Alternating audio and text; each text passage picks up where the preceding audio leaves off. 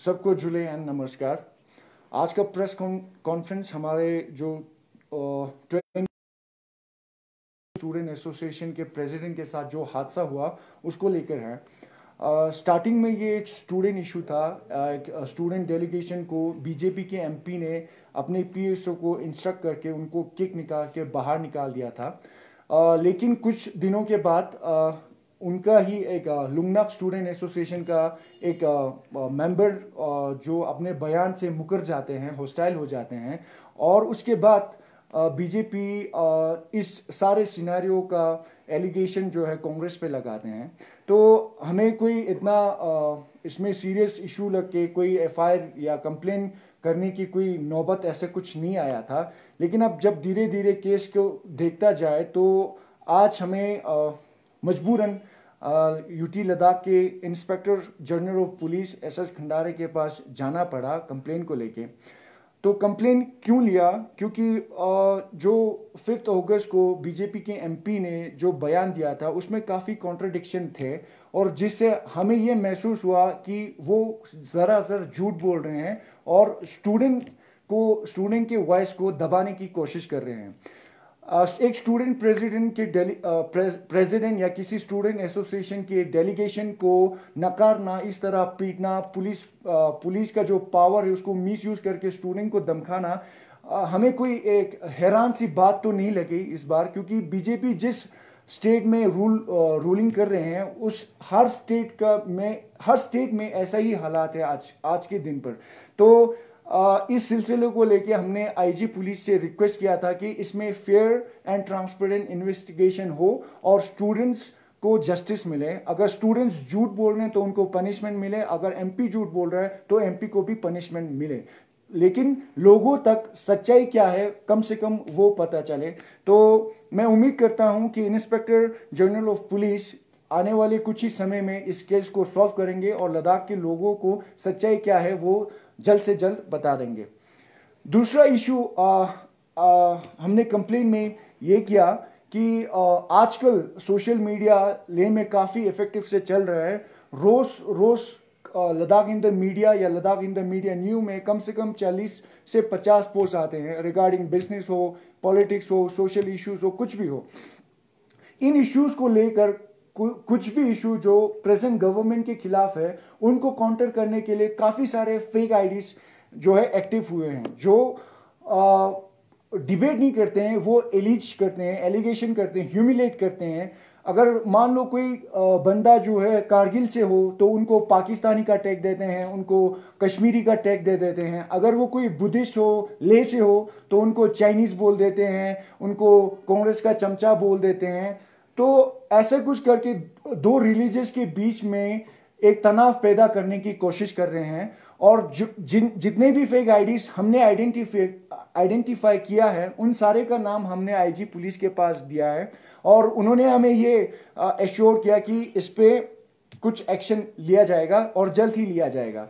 Ladakh in the media और Ladakh in the media new जो एक फॉरेनर ने उसको फंडेड किया था, जो एक फॉरेनर ने उसको फॉर्म किया था, और उसका एक मॉडरेटर जो है बीजेपी के एक वर्कर है, कार्यकर्ता है जो रिसेंटली ज्वाइन किया था, वो एक उनमें से एक मॉडरेटर है। तो उनसे तो हम इंसाफ की उम्मीद तो कर नहीं सकते हैं। तो उम्मीद है कि इंस्पेक्टर जनरल ऑफ पुलिस और लेके पुलिस डिपार्टमेंट इन फेक आईडीज को लेके जल्द से जल्द कुछ अच्छा एक्शन लेंगे, और एडमिन से उम्मीद करता हूं कि जो भी फेक आईडीज इन ग्रुप्स में है उनको जल्द से जल्द बंद किया जाए।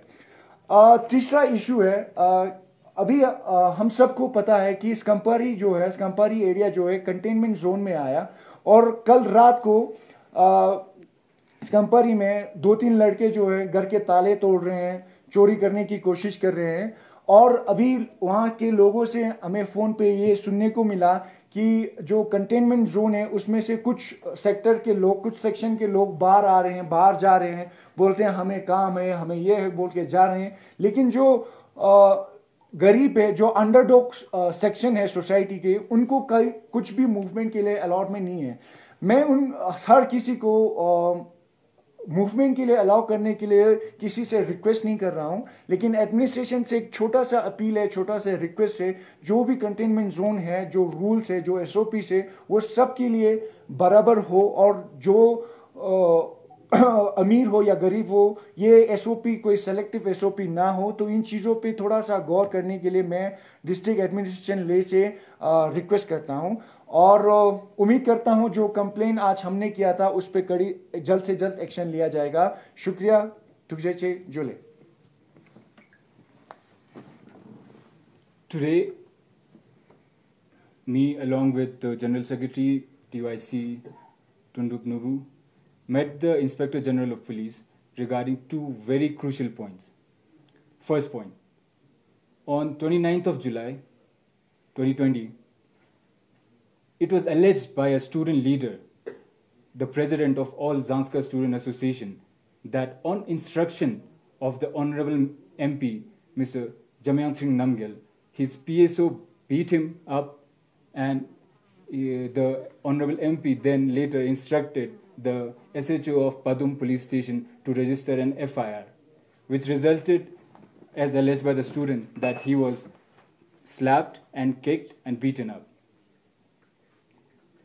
Now, in recent days, we have heard few allegations by the BJP president, Mr. Durjay Angchuk, also, that the Congress party has been instigating these students to speak against Bharatiya Janata Party. And on 5th of August, the Honorable MP also took this opportunity to allege the same statement, saying that the Congress party has been instigating the students to speak against Bharatiya Janata Party. I categorically and invariably deny these statements, and I say that Congress has got no hand in instigating these students. Congress has never done such a thing and will never do such a thing.